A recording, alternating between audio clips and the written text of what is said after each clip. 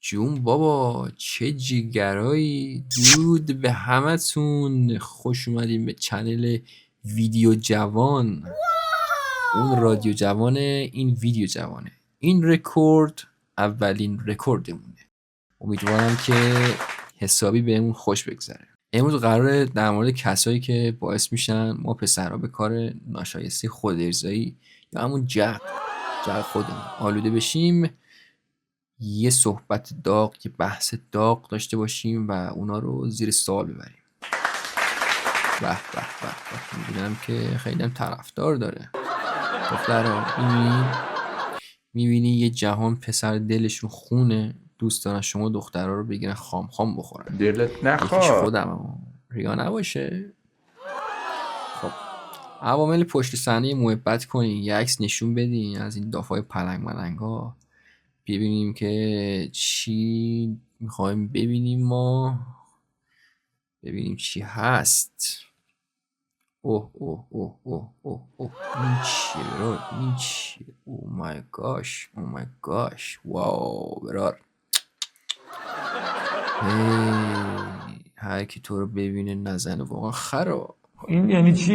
یعنی خریت محض. وسط رکورد ببین ما رو چه وضعی افتادیم خدا. حالا سوالی که پیش میاد از شما دخترای عزیز، چرا اینجوری خودتون خوشگل میکنین و از لولو تبدیل میشین به هلو؟ هدفتون چیه؟ نمیفهمم این همه جذابیت خوشگلی و من نمیدونم سکسی بودن برای چیه. جوانای ما پسرها دیگه، جوان دختر هم داریم دیگه، فقط پسر نیست. بعد ما پسرها مجبور میشیم که بریم بقالی آقا هاشم صف بکشیم و صابون گلنار بخریم. تازه اگه پولشو داشته باشیم و ددی بهمون پول بده که نمیده. هرچی باشه پسریم دیگه، همه از ما بعدشون میبرن. نمیدونم چه داستانی. خب من نمیدونم هدف خدا چی بود ما پسرها رو آفریده، واقعا سواله. بگذاریم ما از بحثمون دور نشیم. خب حالا کجا بودیم؟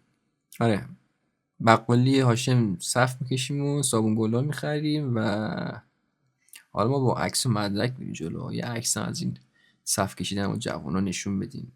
خلاصه فکر نکنم و دروغ میگیم. حالا یکی از اینا خدا پیغمبر میزنه تو سرش و کسخل میشه، میاد رو میزنه بهت، یه تیکم میندازه خیر سرش، میخواد مختو بزنه. خب تو که پا نمیدی، ادای تنگا رو در میاری، پس چرا خوشگل میکنی؟ جوون مردم میگه قهوه‌ای میکنی، میرینی به هیکلش. ببین عزیزم، یا خوشگل نشو، اگرم خوشگل شدی دیگه جان جدت، جون عمت وا بده بزنین به چه بزن از این وضعیت در بید. بابا درست نیست. درود به مرام، درود به عظمتت، درود به هم بزرگیت، به جسارتت، به شجاعتت. یه وقت میبینی نفرینش میگیره، نفرین اون دودولش فندقش میگیره، بد میگیره. نکنین کار درست نیست. نسل پسر داره منقرض میشه. آقا اینو شاعر گفته. یه تیکه پلی کنید لطفا. این شوهر کمه دوتا میخواد سویلا از ربات کریم. شوهر کم داداش چیه؟ شوهر کم آب چی؟ داداش کردیم اینقدر که نخن. ما تو جمع دخترها نبودیم که، جمع پسرها بودیم، هی میگیم داداش، به دخترم داریم میگیم داداش. چیکار کنیم؟ خب داداش قصه نخور، علم که پیشرفت کرده، اینا که ادا تنگار داره اینقدر نیان. خب من تو هم که کار خودمون بلدیم دیگه. داشت اول از همه کم هزینه ترینش که داشت همون جر خودمون نشد دستگاه وکیوم هست. عکسش بهش میدم.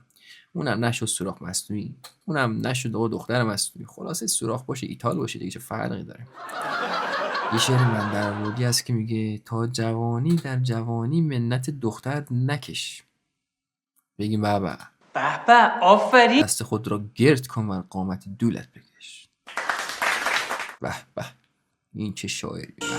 سوسماس. خلاص این که نصیحت من به شما داف پلنگا اینه که اینقدر ما رو اذیت نکنید، تو کف نذارین، خواهشن نکنین دیگه، واقعا درست نیست که.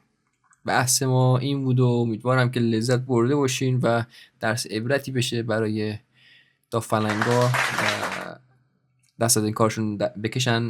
نه اینکه خوشگل نکنن، خوشگل باشین، داف باشین، پلنگ باشین، فقط این اعداد تنگا رو در نیاریم.